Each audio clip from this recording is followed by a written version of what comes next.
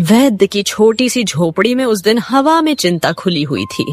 रामलाल अपने बीमार पुत्र आदित्य को लेकर वहां बैठा था। आदित्य बचपन से ही बीमार था, इतना कि कोई मेहनत का काम तक नहीं कर पाता था। देखो भाई रामलाल, मैं तुमसे कई बार कह चुका हूं कि तुम अपने पुत्र के इलाज में बेवजह धन खर्च कर रहे हो। भाई, तुम्हारा पुत्र जीवन भर ऐसे ही कमजोर रहेगा। इसके अंदर एक विचित्र बीमारी है जो जन्मजात है, और वह बीमारी है कमजोरी की। यह अपने जीवन में कभी भी मेहनत नहीं कर पाएगा। समझ गए? यह सुनकर रामलाल की आंखों में आंसू भर आए। वैद्य जी, अगर मेरा पुत्र कभी ठीक ही नहीं हो पाएगा तो मैं उसका विवाह कैसे करूंगा? अरे, एक पिता अपनी पुत्री का हाथ उस युवक के हाथ में सौंपता है जो मेहनत करके 2 रोटियां कमाना जानता हो। अब जब मेरा बेटा मेहनत तो करना चाहता है, लेकिन उसका शरीर साथ नहीं देता, तो कौन करेगा इससे विवाह? कुछ कीजिए वैद्य जी, मैं आपसे हाथ जोड़कर निवेदन करता हूँ, कुछ तो कीजिए। अरे भाई रामलाल, मैं कुछ नहीं कर सकता।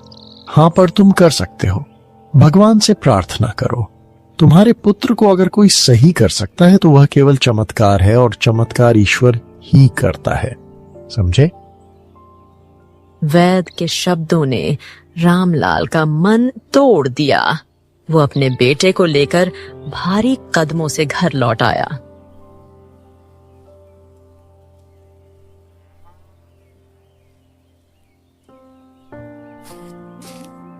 घर पहुंचकर आदित्य की आंखों में आंसू थे। अपने पिता की ओर देखा और दर्द भरे स्वर में कहा, पिताजी, मेरी उम्र के नौजवान अपने परिवार का सहारा बनते हैं, और एक मैं हूं जो अब भी आप पर बोझ बना हुआ हो। अरे, ऐसा क्यों सोचते हो बेटा? तुम बहुत जल्दी ठीक हो जाओगे। अरे, मैं दूसरे वैद्य से तेरा इलाज कराऊंगा। अब मैं काम पे जा रहा हूं, है ना बेटा? आराम करना। हाँ। इतना कहकर रामलाल घर से निकला। उसका मन अंदर से टूटा हुआ था, पर बेटे के सामने वो हिम्मत बनाए हुए था। रामलाल अपने गांव के दबंग बलराम के भट्टे पर काम करता था। शाम तक वो ईंटों की धूल में डूबा रहा और फिर बलराम से मिलने पहुंचा। बलराम सेठ जी, पिछले 1 महीने से काम कर रहा हूं, लेकिन अभी तक मुझे मेरी पगार नहीं मिली है। आप तो जानते हैं कि मेरे ऊपर एक बेटे की जिम्मेदारी है। पगार दे दीजिए। हाँ, जानता हूँ। और वो भी जवान बेटे की जिम्मेदारी है जो निठल्ला बनकर घर पर पड़ा रहता है। अरे, कितनी बार कह चुका हूँ रामलाल, अपना घर मुझे बेच दे, तुझे तेरे घर की अच्छी कीमत दे दूंगा। फिर अपने बेटे को राज्य ले जा और जी भर के इलाज करवा। देखो बलराम सेठ, मैं भी तुमसे कितनी बार कह चुका हूँ कि मैं अपना घर नहीं बेचूंगा। नहीं तो बेचूंगा। अरे, मेरे पास वैसे भी केवल एक ही घर है, उसे भी अगर बेच दूंगा तो रहूंगा कहाँ? बीमार बेटे को कहाँ रखूंगा? ये देख रामलाल, आज नहीं तो कल तुझे अपना मकान मुझे बेचना पड़ेगा। तू जानता है, जिस चीज पर मेरा मन आ जाता है ना, मैं उसे खरीद के ही रहता हूँ। समझो? लेकिन मैं उसे नहीं बेचूंगा, नहीं बेचूंगा।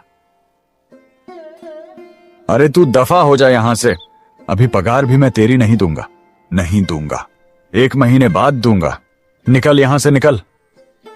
अरे, ये तो अन्याय है। सभी मजदूरों को आपने 1 महीने की पगार दी है, तो मुझे क्यों नहीं? मुझे भी अपने घर का चूल्हा जलाना पड़ता है। हवा में कुछ नहीं होता है। बलराम की आंखों में नफरत उतर आई। उसने रामलाल को धक्का दिया और बुरी तरह पीटा। अरे, तेरी तो दबा हो जा यहां से। अभी पगार नहीं दूंगा। अगर तेरी मर्जी है तो काम कर, नहीं तो किसी और भट्टे पर चला जा। समझा? बात करता है। रामलाल रोता हुआ वहां से चला गया। उसके शरीर से खून बह रहा था, पर उसकी आंखों में सिर्फ बेटे की चिंता थी। घर पहुंचते ही रामलाल गिर पड़ा। उसके शरीर से खून बह रहा था। रामलाल ने पूरी घटना बताई। आदित्य के दिल में गुस्सा और शर्म दोनों उमड़ पड़े। पिताजी, धिक्कार है मुझ पर। इस उम्र में भी मैं कुछ नहीं कर सका और आप पर बोझ बना हुआ हूँ। अगर आज मैं बीमार ना होता तो बलराम की हिम्मत ना होती कि आप पर हाथ उठाता वो। अरे चिंता मत कर बेटा, भाग्य सबका बदलता है। मुझे विश्वास है कि हमारा भी बदलेगा। आदित्य ने रोते हुए पिता के घावों पर मरहम लगाया और सारी रात नहीं सोया।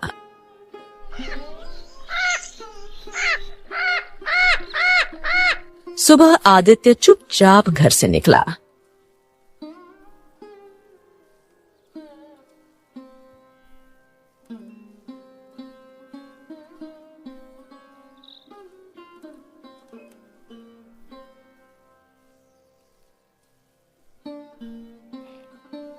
वो जंगल के कोने में पहुंचा और एक पुराने वृक्ष के नीचे बैठकर फूट फूट कर रोने लगा।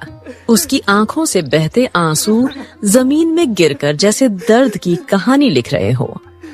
अरे रोते हुए पुरुष अच्छे नहीं लगते। कौन हो तुम और क्यों रो रहा है? आदित्य ने कांपते हुए सामने देखा। वहां एक साधु खड़ा था। वो उसे घूर रहा था, जैसे उसकी आत्मा को पढ़ लेना चाहता हो। आदित्य साधु को ध्यान से देखने लगा। उसके मन में अब भी कई सवाल थे। साधु की आंखों में रहस्य था। अब आपको अपने जीवन के बारे में क्या बताऊं साधु महाराज? बता दो पुत्र, बता दो। बताने से मन का बोझ हल्का हो जाता है। बताओ। आदित्य रोने लगा और उसने अपने जीवन की सारी व्यथा साधु को सुना दी। बीमारी, गरीबी, पिता का अपमान और उसका अपना बेबसी भरा जीवन। साधु ध्यान से सुनता रहा। हाँ समझा। देखो बेटा, हिम्मत मत हारो। मैं तुझे एक ऐसा रहस्य बताता हूं जिससे तू न केवल स्वस्थ रहेगा बल्कि बहुत शक्तिशाली बन जाएगा और तेरे भाग्य के सितारे भी बदल सकते हैं। कुछ बड़ी बात नहीं है कि तू इस राज्य का राजा बन जाए। यह सुनकर आदित्य चौंक गया। अरे ये क्या मजाक कर रहे हैं साधु महाराज? ऐसे सपने दिखा रहे हैं आप जो कभी सच नहीं होंगे।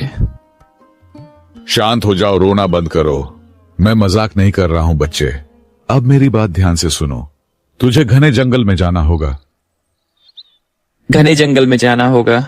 वहां क्या करना होगा? घने जंगल में जाकर तुझे एक नदी तलाशनी होगी। नदी के ठीक सामने दो रास्ते हैं, एक दाहिने और दूसरा बाएं।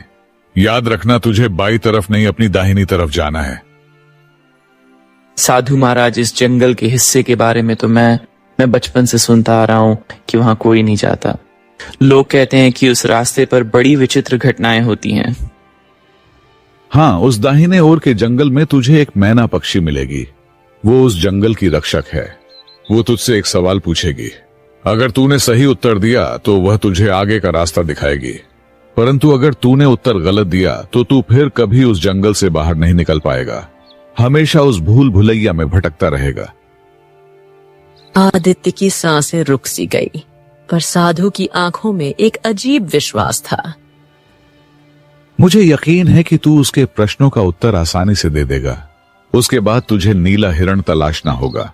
वो नीला हिरण उस वृक्ष का पता जानता है जिस पर हर 200 साल के बाद एक जादुई फल उगता है। कल पूर्णिमा की रात है और उसी रात वो फल फिर से उगने वाला है। अगर तूने वो फल खा लिया तो तू स्वस्थ, शक्तिशाली और भाग्यशाली बन जाएगा। बच्चे, किसी भी कीमत पर उस नीले हिरण को तलाशना। इतना कहकर साधु वहां से चला गया।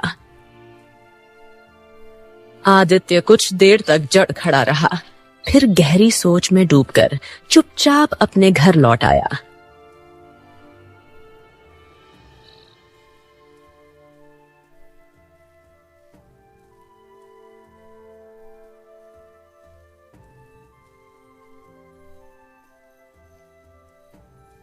पर आदित्य नहीं जानता था कि दूर झाड़ियों के पीछे से बलराम का नौकर बिरजू यह सब देख रहा था। बिरजू दौड़ता हुआ बलराम के पास पहुंचा।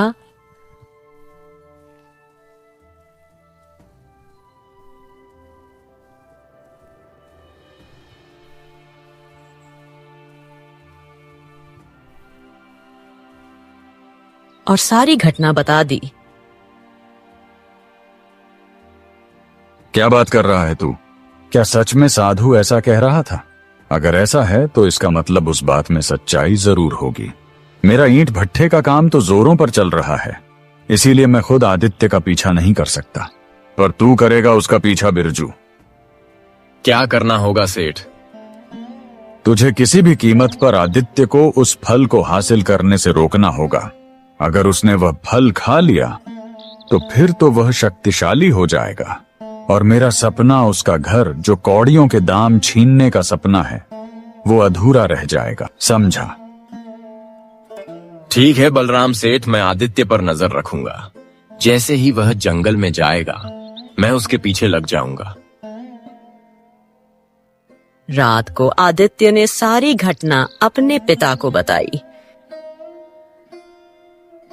अरे नहीं आदित्य बेटा, बिल्कुल नहीं। तुम उस जंगल में हरगिज मत जाना, वहां बहुत खतरा है बेटा। अरे नहीं पिताजी, देखिए अब मैं डर कर नहीं जी सकता। नई किस्मत पाने के लिए खतरा उठाना पड़ेगा। मैं भी औरों की तरह शक्तिशाली बनना चाहता हूँ और आपका सहारा बनना चाहता हूँ। रामलाल बहुत समझाता रहा पर आदित्य ने एक ना सुनी।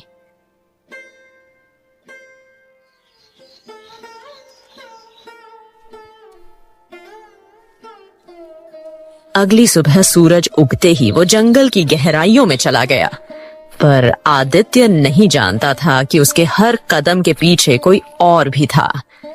बिरजू जो छुपकर उसका अकतौत का पीछा कर रहा था। आदित्य घने जंगल में आगे बढ़ा तो उसे एकता नदी नजर आई। नदी के ठीक सामने दो रास्ते जा रहे थे। साधु ने जो बताया था, आदित्य उसी दाहिनी तरफ वाले रास्ते की ओर चला गया। जंगल का वातावरण धीरे धीरे डरावना होता गया। आसपास की आवाजें अनचाही पुकारें देती लग रही थीं और पेड़ों के बीच कुछ अजीब साया घूम रहा था। आदित्य डर के बावजूद आगे बढ़ता रहा।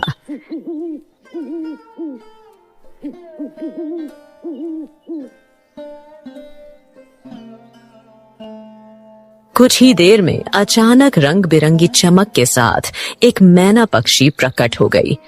आदित्य कुछ पल के लिए ठिठक गया। कौन है तू? मेरा नाम आदित्य है। क्या तुझे पता नहीं कि जंगल में मनुष्य नहीं आते? आखिर किस मकसद से तू इस जंगल में आया है? वापस लौट जा। नहीं। आगे का रास्ता तू एक ही शर्त पर तय कर सकता है। तुझे मेरी एक पहेली का उत्तर देना होगा। अगर तूने गलत उत्तर दिया तो याद रखना, इस जंगल से तू कभी वापस नहीं जाएगा। हमेशा जंगल की भूल भुलैया में भटकता रहेगा। ठीक है। मैना पक्षी ने आदित्य से एक कठिन पहेली पूछी। आदित्य ने बड़ी कुशलता से और तार्किकता से उसका उत्तर दिया। मैना पक्षी खुश हो गई। आज तक किसी ने भी यह पहेली नहीं सुलझाई। आदित्य चुपचाप आगे बढ़ा।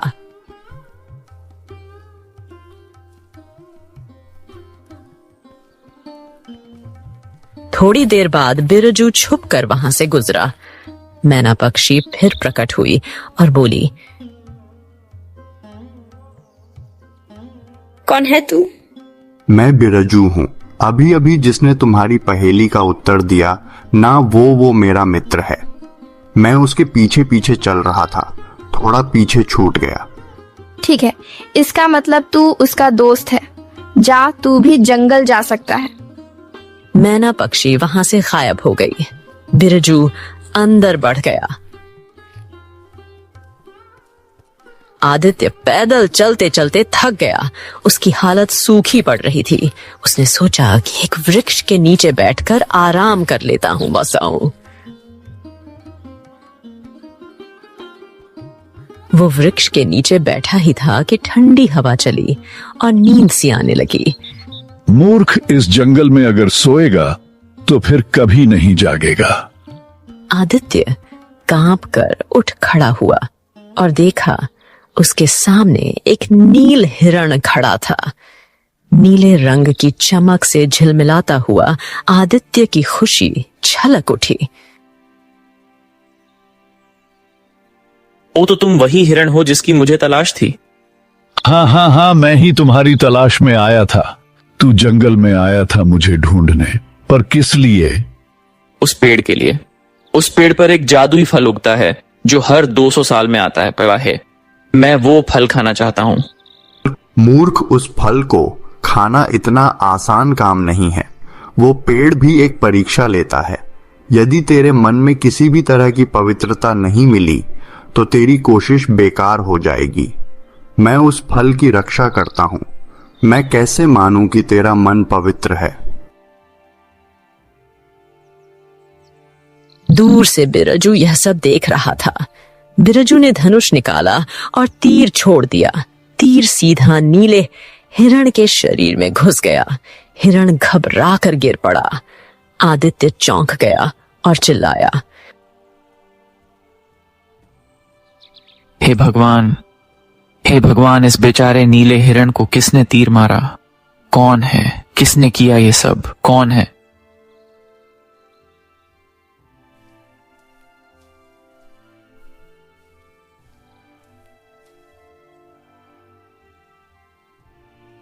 मूर्ख, मैंने बलराम सेठ ने कहा था कि तू फल तक न पहुंचे।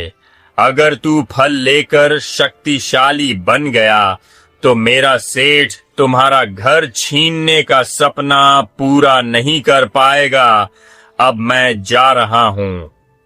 अरे किसने कहा कि तू जा रहा है? मैं घायल हूं तो क्या हुआ? मेरे अंदर अभी भी इतनी शक्ति है कि मैं अभी भी जवाब दे सकता हूं। हिरण की रोती हुई आंखों से एक रंग बिरंगी किरण निकली। वो किरण सीधे बिरजू की तरफ गई। बिरजू के शरीर में अचानक आग लग गई। वो चीखा और कुछ ही पल में जलकर राख हो गया। बिरजू के जलकर राख होते ही नील हिरण ने धीरे धीरे अपनी आंखें बंद कर लीं। आदित्य पास जाकर उठा और हिम्मत से बोला, अरे उठो उठो उठो उठो उठो। अपनी आंखें बंद मत करो। हिम्मत मत हारो। मैं तुम्हें कुछ नहीं होने दूंगा। उठो उठो उठो। आदित्य इधर उधर देखने लगा। अभी दूर एक तालाब दिखा। वो तालाब के किनारे गया, कलश में पानी भरा और वापस आया। उसने हिरण के शरीर से तीर निकाला, उसके जख्मों पर पानी डाला और झाड़ियों से जड़ी बूटियां तोड़कर जख्मों पर बांधी। कुछ देर बाद नील हिरण होश में आ गया। वो आदित्य की ओर देखने लगा और बोला, हाँ, अगर तुम ना होते तो मैं कभी बच नहीं पाता। तुमने मेरी सहायता की, पर फिर भी तुम्हें उस वृक्ष का पता मैं नहीं बताऊंगा। देखो, मैंने तुम्हारी मदद अपने लिए नहीं की है। मुझे वह जादुई फल चाहिए था, पर मैंने मानवता के लिए तुम्हारी मदद की है। अगर तुम नहीं बताना चाहते कोई बात नहीं। शायद मेरी किस्मत में यह कमजोरी ही लिखी है। आदित्य वहां से चलने ही वाला था कि नील हिरण ने कहा, रुको, मैंने तुम्हारी परीक्षा ली थी, यह देखने के लिए कि क्या तुमने मेरी मदद स्वार्थ में की है या निस्वार्थ में। आओ, मैं तुम्हें उस वृक्ष के पास ले चलता हूँ जहाँ हर 200 साल के बाद वो जादुई फल उगता है।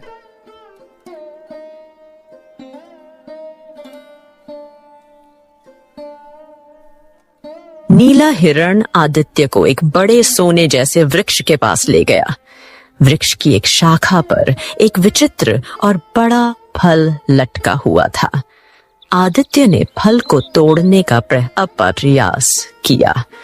उसी क्षण वृक्ष से एक आवाज आई, फल को स्पर्श करने से पहले एक बार अच्छी तरह से सोच ले। यह फल तेरी परीक्षा है। अगर तेरे मन में जरा सा भी द्वेष या कपट होगा तो यह फल तुझे जलाकर राख कर देगा। आदित्य कुछ देर सोच में डूबा। फिर उसने फल को तोड़ा और एक टुकड़ा खाया। तेरा मन स्वच्छ है। अब तू इस फल को खा सकता है।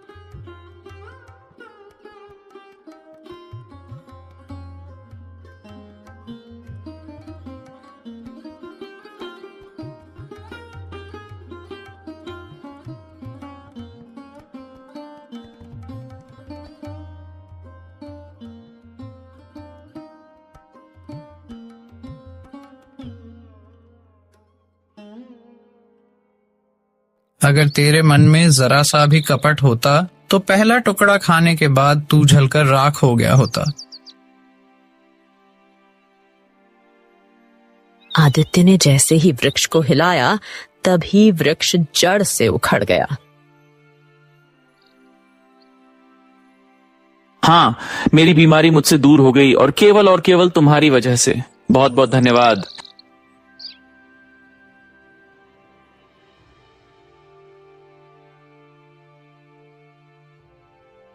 नीला हिरण अचानक रंग बिरंगी चमक से एक सुंदर पुरुष में परिवर्तित हो गया। अरे कौन हो तुम? मैं इस जंगल का देवता हूं। मैं नीले हिरण के रूप में रहता हूं। मैं हर किसी के सामने नहीं आता, पर तुम खास हो, इसीलिए तुम्हारे सामने आना पड़ा। उसी समय रंग बिरंगी चमक से मैना पक्षी प्रकट हुई। मैं जानती थी तुम्हारे पीछे बिरजू आया था। वो तुम्हारा मित्र नहीं था, बल्कि बुरे इरादे से आया था। मैंने उसे इस जंगल में आने दिया, क्योंकि यहाँ जो बुराई की नीयत से आता है वो कभी वापस नहीं जाता। और वही हुआ, वही देखा। मैना पक्षी रंग बिरंगी किरणों के साथ गायब हो गई। सुंदर पुरुष फिर से नील हिरण में परिवर्तित हो गया। अब तुम जा सकते हो। यहाँ से निकलने के बाद तुम्हारा भाग्य बदलने लगेगा। नीला हिरण आदित्य को जंगल की ओर निकलने का मार्ग दिखाकर वहां से चला गया। आदित्य ने उस दिशा की ओर कदम बढ़ाए और जंगल से बाहर निकलने लगा। आदित्य जंगल से बाहर निकल आया। वो कुछ ही दूर चला था कि तभी उसके कानों में एक लड़की की चीख गूंजी। आदित्य चीख की दिशा की ओर भागा। वहां उसने देखा एक राजकुमारी एक बड़े वृक्ष के नीचे चब्बी हुई थी। घबराओ मत, रुको रुको। आदित्य ने अपने हाथों से वृक्ष को ऐसे उठा दिया जैसे वो तिनके से हल्का हो। उसने राजकुमारी को हाथ पकड़कर खड़ा किया। तुम तो बड़े ही शक्तिशाली और वीर युवक हो। तुमने इस वृक्ष को ऐसे हटा दिया जैसे इसमें वजन ही ना हो। क्या तुम मेरे साथ राजमहल चलोगे? मैं तुम्हारी वीरता देखकर बहुत प्रभावित हुई। राजकुमारी आदित्य को अपने साथ महल ले आई। राजकुमारी ने सारी घटना अपने पिता राजा विक्रम को सुनाई। हम अपनी बेटी के लिए ऐसा ही एक दामाद ढूंढ रहे थे जिसमें अद्भुत शक्ति हो। मेरी पुत्री ने जो बताया उसे सुनकर मुझे विश्वास हो गया कि तुम मेरे दामाद बनने के योग्य हो। क्या तुम मेरी पुत्री से विवाह करोगे? महाराज, ये तो मेरे लिए बड़े सम्मान की बात होगी।